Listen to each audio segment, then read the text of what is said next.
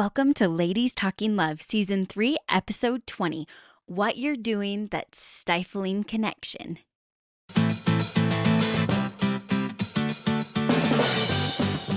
It's Ladies Talking Love, a community of women uncovering more joy and fulfillment in sex as we learn from experts and amazing women like you. Together, let's create a world where women's sexuality is celebrated and understood, beginning with our own. I'm your host, Ariel Finlinson. Let's talk love.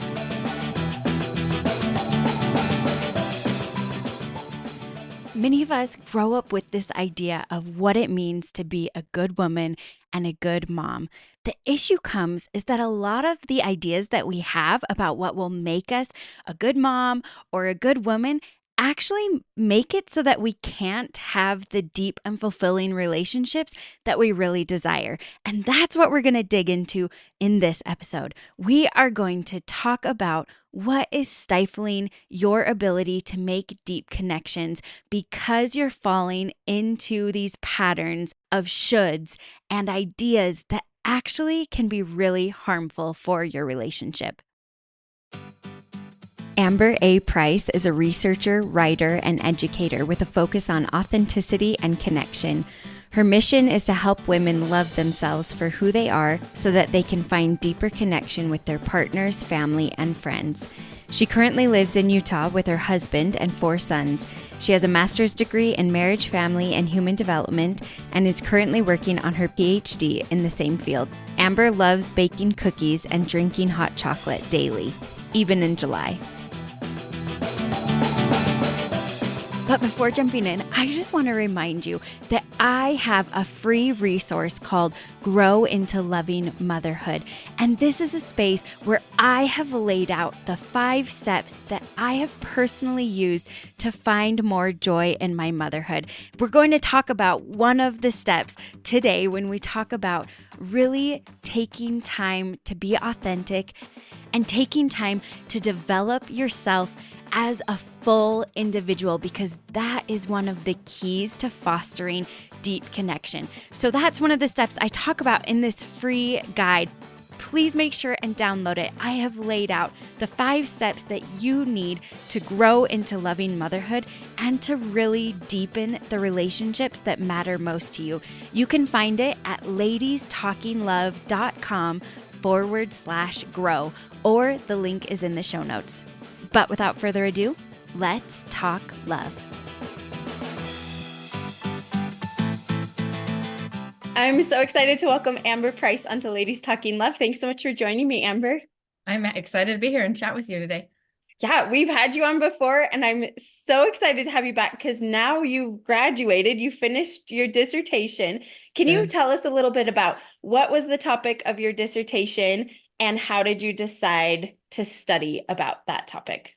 Oh, yeah, that's a big question. I called it Seeking Connection by Forsaking Self. And the idea behind that is really, there are 2 fundamental needs that we all have as humans. We really, really want to have a sense of belonging with other people, to feel like we have good relationships and good connection with other people. And then we also feel like we want some ownership of ourselves. We want to be able to make choices for ourselves or have time to ourselves to develop ourselves. I call it autonomy. Backing it up before the dissertation, you asked what made me want to study it. I think I'm a mom. I've got 4 kids. I know you've got a bunch of kids.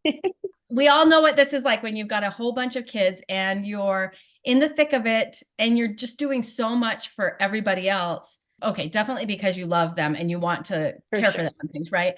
But there's also just this pressure on women, right? To do everything for everybody else all the time. And we almost tell ourselves that's what makes us a good woman or a good mom. And so I was definitely in the thick of that, raising my kids. I absolutely love doing things with and for my kids, but I just found myself at a place a few years back where I was like, I don't feel very happy in a lot of my relationships a lot of the time. And it wasn't like anything was majorly wrong. It was just more like my marriage is fine, but we go out on date nights and we're sort of like, oh, I don't even know what to talk about, or and I'm so exhausted. Yeah. Or all we do talk about is the kids, which that's okay, but it'd be nice to, have a little more to talk about. I felt like at least one of my kids was always grumpy at me, which I'm sure we can all relate to that, right? Somebody's always mad. And I was taking it a little too personally, probably, making it my responsibility. I felt like I had to make them happy. Yeah. And if everyone wasn't happy, then I couldn't be happy. And guess what? It's pretty rare when all those people are happy. And so I just felt like I was finding myself kind of flat in my relationships and things. And as I started to explore that, I felt like I needed to do some self-development of my own. And as I started to explore that, it just really struck me how much I was worrying a lot about what other people thought of me and trying to live up to other people's expectations of me, or expectations that I assumed they had for me. And I just realized how much I was losing myself in that process, like starting to not even know who I was anymore because I was trying to please everybody else. And so that got me interested. And I started to try to stretch myself out of my comfort zone. And lo and behold, that took me back to grad school, which I did not expect. But anyway, and then that became what I wanted to study too. Totally. I relate so much. That's a lot of what happened to me. I like started learning and then suddenly I'm like, oh, Yeah. we're going full in. I love that. And what was the title of your dissertation again? You said it was about finding connection. Seeking connection by forsaking self. Just with this idea that we all really, really want connection. Yeah. We're born as a baby immediately wanting connection. It's a normal and natural part of life, but we want it so badly that sometimes we do things that actually break the very connection that we're trying to create. Yes. And one of those things is forsaking who we are, forsaking our own autonomy, hoping that that's going to make good relationships, but it doesn't. We are going to dig into that today because I think this is so crucial. And just like you said, it's such a common narrative for women, and especially for women who have kids. We're trying so hard to make these relationships deep and good and fun. And in doing so, we're actually sacrificing what is going to allow those relationships right, exactly. to be good. Yes. So can you define, what does it mean to forsake yourself? I think at our core, we probably know a little bit for ourselves if we're doing it. I mean, there's so many ways we have this mindset that we've got to care and serve for other people. In fact, I think it was when you and I talked before, we talked about the Louisa thing from Encanto. Oh, yes. If I can't, now I can't remember the phrase. If I can't be of service, then I'm worthless or something. I'm pretty sure I'm worthless if I can't be of service. That is ingrained in us, I think, as women, that our worth comes from caring for other people. Yeah. And so it's really easy to forsake ourselves in that case. But I also think when we look to other people for approval or validation, when we need that from other people, we're forsaking ourselves. For example, if I'm trying to achieve a certain body image, a certain weight or my appearance or things like that, which is such a pressure on us today, I'm forsaking my own autonomy, right? Like I'm letting somebody else tell me this is what you should look like. And that's giving up my own sense of choice and autonomy. Or if I'm comparing with other people, again, I'm kind of putting my own sense of well-being in the hands of somebody else.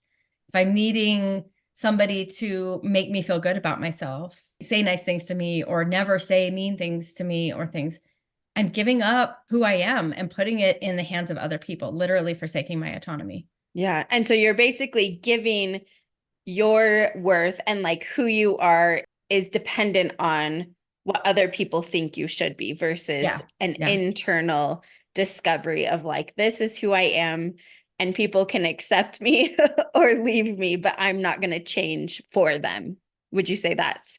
Yeah, not change for them. I like that you tacked that on, because it's not, I'm not going to change, or it's not even that I'm not willing to take input from other people, because it is important to take input and to learn and to grow. But it's that my sense of self-worth doesn't hinge on other people's feelings about me. Yeah. And we can still take that input and then with ourselves decide, is this something I also agree with that I need to change or, yes, I think that is so important. And I think it's such an important thing to talk about that, like you can still take input and people can still, because that is an important part to recognize that we are going to get feedback from people. We're constantly getting feedback. And some of the feedback we can just let slip off. Oh, you haven't lost your baby weight. Let's, it's like, cool. That is slipping off my back. I'm trying to take care of my body and she's going to be what she's going to be. But then maybe someone close to us will be like, hey, I noticed that you've been losing your temper a lot, and it's like, oh, okay, let me think about that. I don't want to do that as much. I think that's a really good point. And if you're comfortable with who you are, if you have that sense of autonomy and you're not relying on other people's validation, then you're more able to take that feedback because it doesn't break who you are, because you're comfortable with who you are. You're not relying on them to make you feel good. Oh, and I'm so glad you said that, because I have for sure and still sometimes get into a place where if someone gives me feedback, it's like, I'm a horrible person. Like, I don't do anything right. And I feel like that does go to the crux of it, is that my worth has been relying on other people. And so if they see a flaw in me, then I feel like I failed as a person. Because we want to be perceived as flawless. Yeah. And I'm right there with you. I still struggle with this too. I'm like, I study this literally day in and day out. I mean, 5 years of my PhD, I studied this, and I'm still like, no, I struggle with it. Yeah. But I can also see forward progress. That's what counts. Yes. And you know the steps to help us get there, because you've experienced it and you're working through it. Right. Which is so helpful. So you gave us some examples of what forsaking yourself looks like. So just to make sure we're on the same page. So a lot of it is just looking to someone else to define what we are as a good person, who we are as a good person.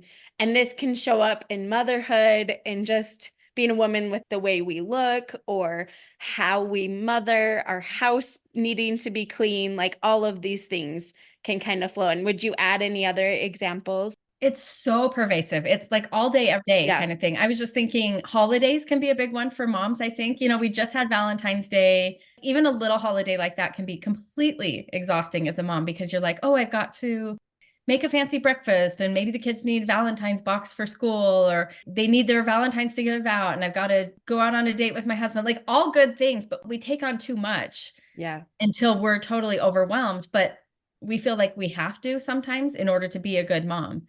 I feel like this is especially true at the Christmas holiday season. We're just exhausted. We're running ourselves ragged, doing what we think we're supposed to do. And it ends up leaving the moms like, oh, this doesn't feel like Christmas magic to me all the time, you know? For me, it's by the time Christmas is over, I'm like, oh, thank goodness it's over. I'm exhausted. That wasn't even fun. Yeah. And it starts out so well-intentioned though. I'm like, yes, I want to do all the fun things with my kids, but too many fun things becomes just completely exhausting. And so if people are listening to this and they're like, okay, I feel like maybe I'm falling into this. Maybe I have forsaken myself a little bit. Another term we've used in the past with this is like self-silencing, right? Like I'm focusing so much on other people that I'm not listening to myself and what I need. What are some of the telltale signs for women to recognize, oh, this is happening to me and I'm not respecting my autonomy and respecting who I am? There's so many, but I think some simple ones are like, if you have a day to yourself and you could do anything you want, and then all of a sudden you're like, I'm not even sure what I want to do with myself, either because you can't remember what your hobbies are or what your interests are because you've been so in the motherhood or all the roles of caretaking for other people that you've sort of lost those ideas, or you have so many things you want to do that you never get to do, that you can't even decide which thing to start first. So either one of those things, if you're feeling that, it probably means that you aren't fully enjoying yourself because you're not getting to do those things just as a natural part of your day-to-day life. I think that if you're feeling completely overwhelmed with life, I think it's normal to feel motherhood is heavy. There's a lot going on all the time, but you don't have to feel overwhelmed and frazzled all the time. I think if you're feeling that, you've probably done some of this forsaking of yourself. People pleasing. I almost don't even have to define that. We all know what people pleasing is. And it's literally giving your sense of worth to somebody else. You're saying yes to things that you don't necessarily want to do because you want other people to like you and to see you in a certain way. Yes. This list can go on, but I think those are all common things for. Yes. Another one that I've noticed a lot too is resentment. When I feel some resentment coming up, it's like, okay, what's going on here? What need or what want am I not listening to in myself? And it can be hard to recognize it because we're so used to kind of suppressing ourselves that it's like, I'm feeling resentment. I don't even know what about. That just reminded me of a time when I was in grad school. And so I was stretched so thin with grad school and kids and then the holidays. And my husband was leaving for work one day. And I'm telling the story knowing that he's good if I tell stories about him because he's a wonderful guy. But he had, I think it was a Lego kit, like a box of Legos with him as he was leaving for work. And I was like, what are you doing with those? And he was like, oh, I just thought I'd take these in case I get bored at work today. I can work on them. And I just about lost it because I was stretched so thin and just felt like I was drowning. And he was like, trying to fill up his time a little bit. Right. That just is a picture of the resentment thing. And that we ended up having a conversation around that, and we were able to realign some things. I can take on less and he can take on more. Yeah. But that's just a really good example of that. That's such a good example. And it's so common. And I think that sometimes we have that moment happen where the resentment comes up, and it could have gone a different way where you didn't have that conversation and kind of figure out how to unload some of your overwhelm and share it more equally as a partnership. And so I think that's so important to recognize when the resentment comes up, and then to make sure and acknowledge it and talk about it, instead of just kind of stuffing it down and being like, I can carry more, get me more. And I think that if you aren't in the habit of having those conversations, though, it could be really hard for yourself to start that conversation, but also for the person that you're having the conversation with. If they're not used to you doing that, then that may cause some tension and things. But I think that as you start to stand up for yourself and say, no, I actually matter more, and I need to take some time for myself and things too, it becomes a more normal situation. And what are some tips you would give? Because that can be really hard. Like if our partner isn't used to us being like, I need you to take on more, I am drowning. What are some ways to start practicing having that conversation? And of course, this isn't a one size fits all, but just give us some tips of ideas that then we can personalize for our situation. I think I would say, first of all, to assess what the things are that you're taking on that you feel like you're drowning in, because it's not fair to toss things to your partner that actually don't matter. Yeah. Maybe I didn't need to take that thing on and I'm drowning in it because I decided I needed to do that when I don't really. So I think I would start there, kind of pare down the list of things that you're trying to do, and then be willing to have those conversations, but in a way that's not accusatory or, mean, but just, it's more about having respect for yourself and recognizing that you are worth more than maybe you're allowing yourself to feel right now, and that it's okay to ask other people to help. And that might be your kids too. Maybe your kids are old enough to change their own laundry or to help with the dishes or things that maybe you're not having them do. And then two things from that, and we already sort of hit on this, don't be surprised if you're met with a little bit of resistance when you start to have those conversations. Just know that that's normal and that's okay. And just that it will change as they become more used to it. And as you stand up for your own needs, it will become a more normal pattern in your home. But second, the guilt is going to flare up in you when you start to be like, I need help with this. You're like, oh, why did I say that? I should be able to do this myself. Oh, I feel guilty for asking for help. That's going to be probably a pretty normal reaction. And it's okay to feel that, but then kind of fight it and just have that conversation with yourself about why you're needing the help on these things or why you're having these conversations. I'm so grateful you brought up, because it is going to feel uncomfortable. And I think a lot of times, especially in religious circles, we often fear like bringing up things because we don't want contention in our house. But I think there's such a big difference between conflict and contention. And conflict is so healthy. And to me, I'd love to hear your definition, but to me, I feel like contention is more how we bring things up and if there's a lot of anger involved or yelling or things, whereas conflict, it could be the exact same topic, but without blaming and without the yelling or super frustration feelings. And so I think it can be the same. Sometimes we might just need to be like, okay, I'm getting a little too frustrated here. Let's take a break. We still need to talk about this, but I need to go calm down. What would you say? What's the difference between? Yeah, I would say the same thing. Conflict is absolutely a normal part of any relationship, whether that's your marriage or with your kids or your friends or things. Conflict will come up. It just means that there's challenging things to work through because you're two different humans with two different ideas. And if you can work through them well, then you can sit down and have conversations and you can grow in that process. You become a better person because you're learning from the other person. Yeah. I knew a couple once that said, oh, we've never had a fight in the time we've been married. And I don't know exactly what they meant by that. If they were, maybe they meant like a contentious, like yelling at each other or something. But if they meant this conflict thing, I was like, then one of you is absolutely stifling who you are, because that's not normal. It's normal to have conflict. It's normal to have conflict pretty regularly and have to work through it. And your relationship, like without the conflict, that's a lot of what the research on self-silencing talks about. Right. Without the conflict, without being able to bring up what you're feeling, you're going to stifle your relationships. They aren't going to be able to progress. And so conflict is so normal. But like you said, there's so much guilt that can come in for women of like, well, I can take on more. I don't need to ask for this. I shouldn't need a break.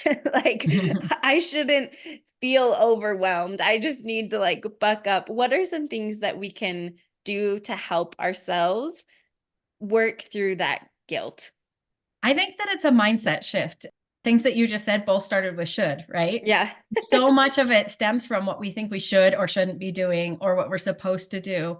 And I think that if we can just take time to step back and say, why do I feel like I should or shouldn't be doing this? Where is that coming from? That sort of feels frustrating to not have a more tangible thing like, oh, this is how you root it out. But it really is about stopping and questioning your motivation a lot of the time and saying, why am I doing the things I'm doing? Is this actually something that matters to me or not? And then changing your actions around that, depending on what you decide. Some things you're going to say, yeah, this actually really does matter to me. And so I'm going to keep doing it. And other things you're going to say, no, this doesn't matter to me personally. I'm doing this because other people are making me feel like I should. Yeah. I like that a lot. There was a recent episode we did about body image, and she talked about it, like who is benefiting from this. And I thought that was a really good question to think about too, especially with body image. What company is benefiting from my money or, things. Yes. But I think that's a really great question to think about too, with things that we have like shoulds, right? I realized for myself that there was a period of time where I felt so much pressure to try to have my kids dressed really cute when we go out or have their hair done.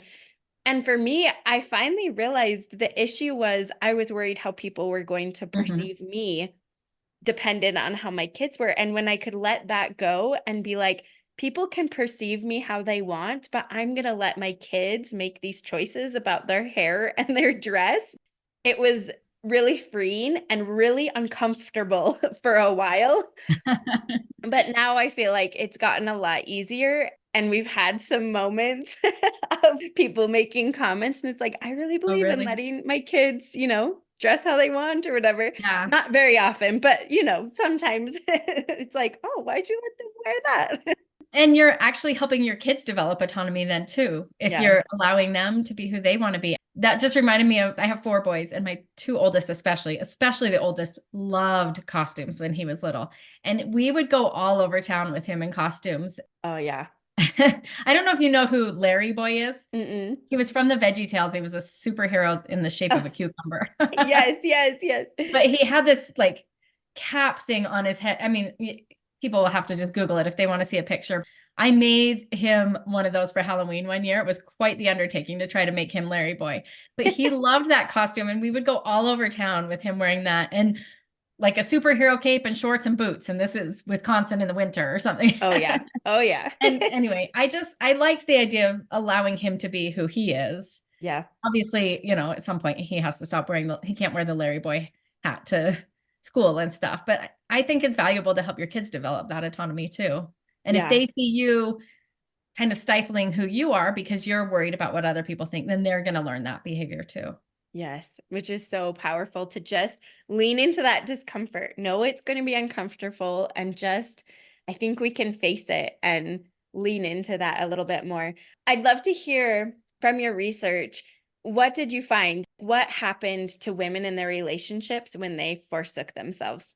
This part gets really exciting to me, maybe because I'm a little bit of a research nerd, but I think this is really applicable to anyone. So what we did with this research study is we looked at these 2 things that I said we need. We need this sense of belonging with other people. We called it relatedness. That's sort of the research term for it. And then we need this sense of autonomy. And so we let the computer do its statistical magic, and it put people into groups based on the levels that they had of relatedness and autonomy. And you kind of would have assumed that some people would be high on one and low on the other, and vice versa. But what actually came out of the data is that those 2 moved together. So if you were high on autonomy, you were also high on relatedness. And if you were low on autonomy, you were low on relatedness. So if you are going into a relationship thinking, and you're not necessarily like consciously thinking, but if you're suppressing yourself, suppressing your own autonomy, thinking, oh, I'm really leaning in heavily to these relationships and taking care of other people, and that's great, and it's going to make good relationships, it's not actually going to do that. It actually lowers your sense of relatedness when you lower your sense of autonomy. And vice versa. Like it can go the other direction too, right? If you're so focused on yourself and you're not taking time for your relationships, either way, those 2 things move together. And so it's important to have a balance of those things, which was such a cool finding that we had. And then looked at those things in relation to other outcomes. So, for example, your relationship satisfaction or your sexual satisfaction.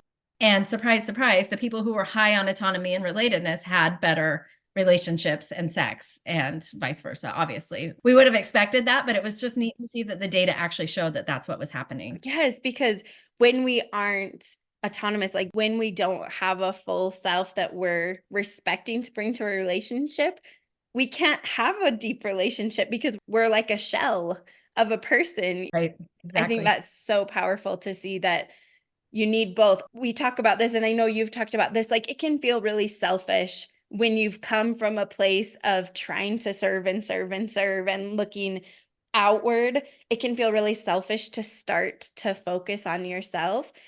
And you talked about that. If you go too far, that can be harmful too. But I think often as women, we think going too far is actually like a healthy area.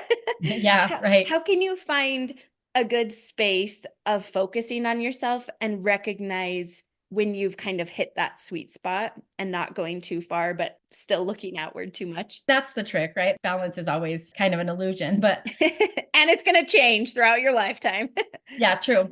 First of all, I want to say, when you say you might feel selfish to take time for yourself, I think we need to take a look at the selfish aspect of things and realize that sometimes what we're calling selflessness is actually selfish, because we are trying to get other people to make us feel good about ourselves.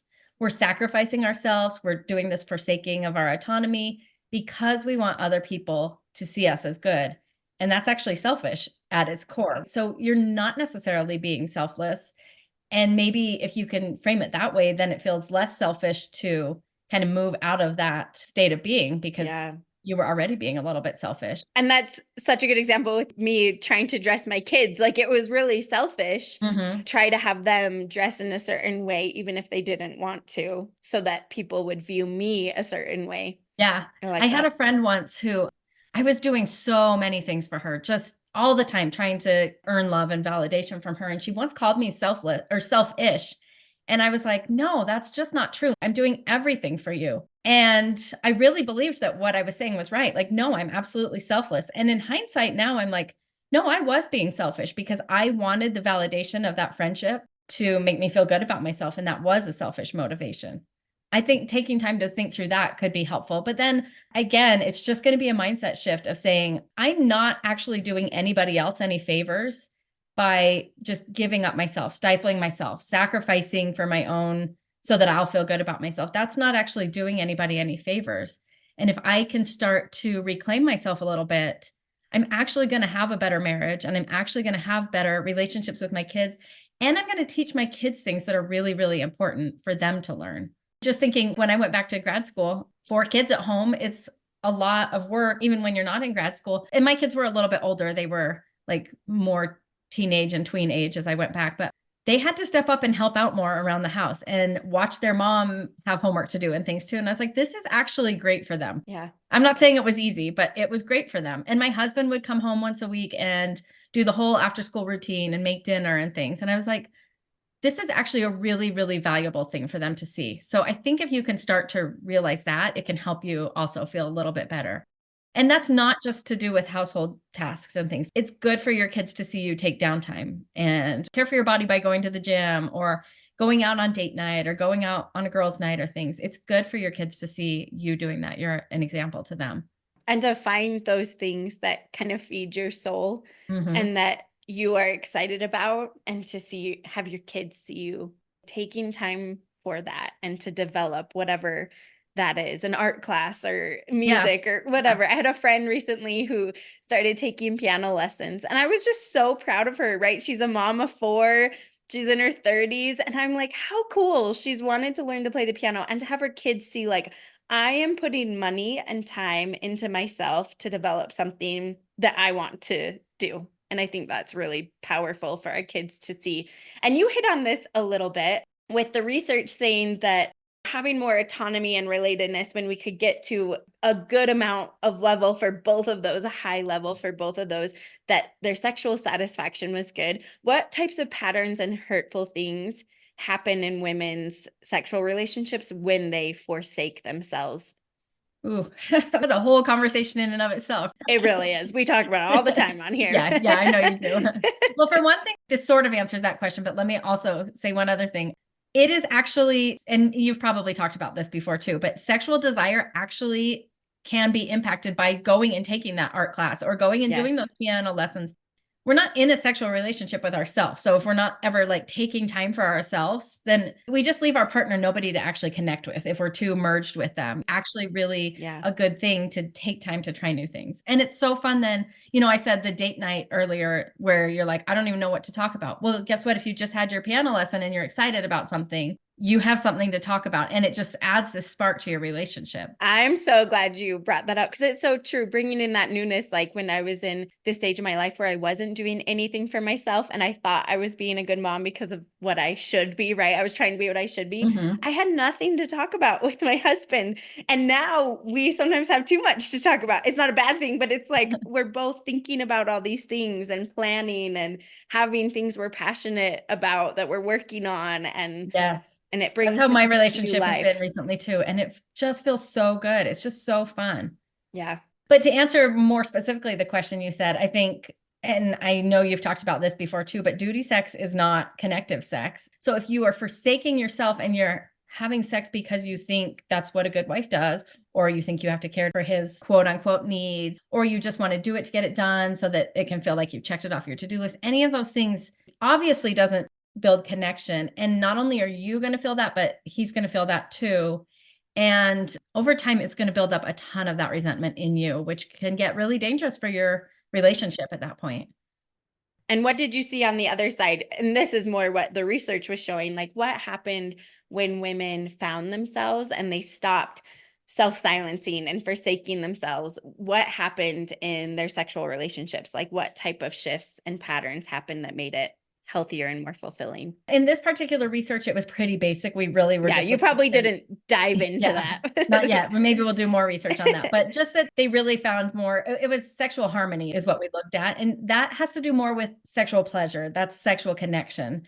And so they just felt more sexual connection, which I think is something all of us probably want. And they did that. I should mention, and maybe this is sort of a downer, but there was only about 10% of women who were doing really well on these things. The other 90% all had a ways to go in different ways. There were a couple different things, but this just feels like something that's very pervasive for all of us to be working on. And side note that actually the men were just as bad, if not worse. So this is challenging for them too. Which part in the research did you see was more challenging for men? Men's is a little more complicated to understand because self-silencing is men self-silence in different ways than women, I guess we can say. So they're not necessarily forsaking who they are by serving and caring for others, but they may be doing it more as, it's hard to know. The research isn't clear on self-silencing for men. That'll be good to figure out more, because I know we've talked about this before, that men also self-silence, but it's different. It's in a different way than women do. But they were still doing these same things where they were looking to other people for approval and validation, and that brings their sense of autonomy and relatedness also. You mentioned sexual harmony versus sexual pleasure. How would you define those? I just think that sexual pleasure could be as simple as orgasm or things like that, whereas sexual connection is actually feeling like you are desired by your partner, like you've had emotional intimacy, like you're connected, and that you're experiencing that sexual satisfaction also. It's more of the whole package. Yeah, the full body experience than just the physical side. That you enjoy being together and that it strengthens your relationship and things like that. Oh, this has been so good. I would love for you to just kind of summarize, what are some ways that women can start to show up more authentically and start to recognize the harmful patterns and start to shift to a better place? Where can women start? Help them out. The thing that I always say about this, and it feels maybe a little more vague than I wish it did, but is to start to watch yourself and try to catch yourself doing these things. Try to catch yourself forsaking who you are or looking to somebody else for approval, to see where you're giving up your sense of autonomy, and catch yourself in the act. And then don't feel bad about catching yourself in the act, but cheer for yourself because you saw it and you can't fix what you can't see. And then stop yourself in that moment and just kind of say, what would it look like if I was doing this differently right now? if I was having more of a sense of autonomy or being who I wanted to be. And as you start to catch those things little by little, you can make those changes. It's going to feel so small at first though. Like you're not going to visibly see it. I like to think about it as like going to the gym. You start lifting those weights and you can't lift a lot when you first start. And little by little you get stronger, but you're not necessarily like seeing it until you're a little bit further down the path. And then you look back and you're like, oh, I'm lifting 10s now where I was lifting 5s or whatever, you know? So it's going to be subtle change, but it is going to be happening. But also just like going to the gym, you might be a little sore the next day. There's discomfort that comes with it, but that's how you know that you're growing. Those sore muscles are getting broken down so that they can get stronger. Think about it like that with your challenging yourself and growing yourself in this. Oh, I love this. Thank you so much, Amber. Where can people find you and more of your resources? My website is amberaprice.com, and I'm also on Instagram at Dr. Amber A. Price. And I'm excited because I'm launching a membership program right as this podcast is coming out. Access will be opening to, and it's just called Confidence and Connection. It's about exactly what we've talked about today and putting that into action in small, doable ways, like letting me and a community of women help you through doing that. I think it's going to be great. I'm really excited for that. So that's on my website under membership. Oh, perfect. We'll put links for that. That's so awesome. I'm excited to hear about all of how that goes because we need this as women for sure. Thank you so much for joining me today, Amber. Yeah, thanks for having me. You guys, even though I have studied this and I have worked on this for years, it is such a great reminder for me every time to think about the ways that I am self-silencing myself and that I may be sacrificing too much and giving too much in a way that can actually harm my relationships. I hope that this was a good episode for you to rethink and relook at your relationship and figure out, am I actually being selfish? Like my example of the way I wanted to dress my kids. Am I looking for approval from others and doing things in order to get that approval versus acting in an authentic way that speaks true to me and that helps me live my story in an authentic and true way?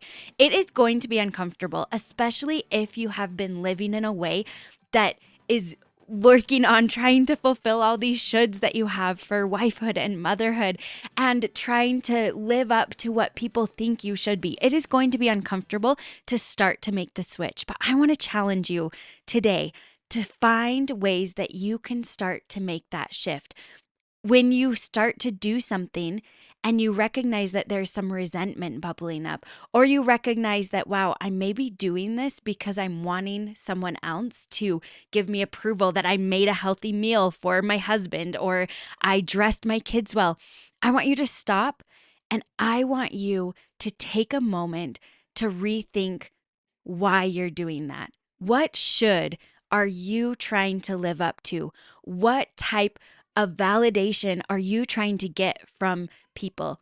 And then to talk it through with yourself and practice saying, I don't need that validation from them. I need to do what's authentic to me. And then to ask yourself the question, what is authentic? What is good for me? What is good for my family? What is my heart telling me? It's going to take some time and practice, and it's going to be uncomfortable as you start to speak up and say, I'm not making homemade meals anymore right now. That's one that's on the top of my mind because that's something recently I do still like to cook homemade meals sometimes, but I have realized for this stage of my life that is a should that I've had to let go because I don't have the bandwidth with all the young kids running around to do as much from scratch meals as I like to. Cooking is not my favorite thing. I like baking, give me all the cookies and cake, but cooking can be hard for me. And so that's something that I have tried to let go recently, that I can get meals that are partially prepared or easy to prepare, that I only dirty one pot to make, right? Like there's lots of pasta at our house and lots of grilled cheese sandwiches. And I still feel guilty about that sometimes, but I remember that this is my stage of life and I am doing what is authentic to me and using my energy in ways that benefit me more than wanting the validation from outside sources that, wow, you cook homemade meals and they're all super healthy. Or my husband saying like, wow, this is fantastic. Right now, we're having grilled cheese. We're having macaroni and cheese sometimes. I have just made a shift to do meals that work. I've gotten the frozen bagged vegetables that I just cook in the microwave. This isn't how I want to do meals, but I think the reason is because I have a lot of these ideas of what a good mom looks like. A good mom makes homemade meals and spends time making sure they're healthy. And I've had to let that idea go because that is not what's working for me and my family. And that's not what's authentic for me. I was self-silencing myself to try to meet this idea of what I should be. I also loved when Amber talked about that autonomy and relatedness move together. So autonomy is this idea that you are a full self. You are a person that is an individual and has worth outside of what other people are telling you. And relatedness, that we need those relationships, but they move together, that we have to be an authentic full self to have deep relatedness, that both of those things move together. So even though we think that it's selfless to give and give and give and to do all these things that we think we should and sacrifice ourselves, we are actually sacrificing the type of relationships that we could have and the potential to have the depth and quality of relationships that we really want, that create fullness and joy. And even though starting to work toward being more authentic in your relationships and bringing up things that you need and starting to talk about, I actually need help with this, or I can't do this anymore. I need some help delegating this, or redefining what's important to you and realizing, wow, dressing my kids this way or making home cooked meals isn't as important to me as I thought it was. And that's a pressure I'm putting on myself that isn't important. So I'm going to let that go. There is going to be some conflict. There is going to be some hard things where people might look at you weird or be like, what is going on with her kid's hair today? Why is her son wearing a dress-up dress outside to the grocery store? And it's okay to feel uncomfortable, but lean into that. Let yourself feel uncomfortable and it will get easier, and your relationships will be so much more full and joyful as you start to come into yourself. There is going to be a depth there that you didn't realize could be there before. So lean into it. That's my challenge for this week. Lean into the discomfort. Take time to focus on finding ways to be more authentic by letting go of the shoulds that you've been trying to live up to, and lean into the discomfort that's going to come, and know that you are making changes to deepen your relationships and have more joy in those relationships. And if you haven't already, don't forget to go to ladiestalkinglove.com/grow so that you can download your free freebie that will walk you through 5 steps that you can start to take today to grow into loving motherhood and deepen the relationships that matter so much to you. As always, thanks for talking love. Thank you to all of you who listen and join me on this journey, and to our Ladies Talking Love team who make the podcast possible. Thanks to our sound wizard, Kimberly Demers, and our miscellaneous task whiz, Jana Norman. As always, thanks for talking love.